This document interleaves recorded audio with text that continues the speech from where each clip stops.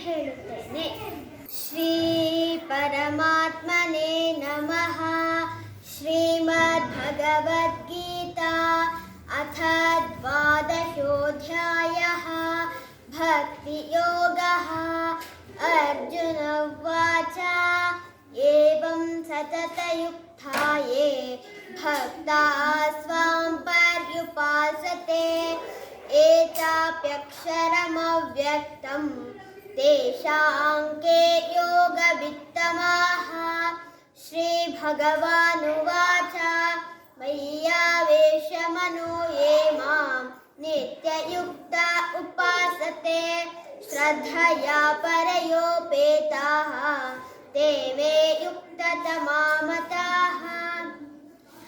एत्वक्षरमनिर्देशम् अव्यक्तं पर्युपासते सर्वत्र गमचिन्त्यं च कूटस्थमचलं ध्रुवं सन्नियम्येन्द्रियग्रामं सर्वत्र समबुद्धयः ते प्राप्नुवन्ति मामेव सर्वभूतहिते रताः.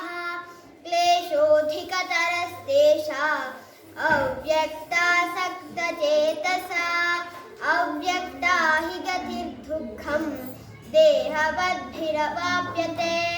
ये तु सर्वाणि कर्माणि मयि सन्न्यस्य मत्परः अनन्येनैव योगेन मां ध्यायन्त उपासते तेषामहं समुद्धर्ता मृत्युसंसारसागरात् भवामि न चिरात् पार्थ मय्यावेशितचेतसा. मय्येव मन आधस्व मयि बुद्धिं निवेशय निवशिष्यसि मय्येव अथ ऊर्ध्वं न संशयः.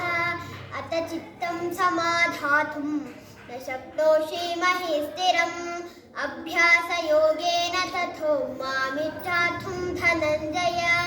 अभ्यासेऽप्यसमर्थोऽसि मत्कर्म परमो भव.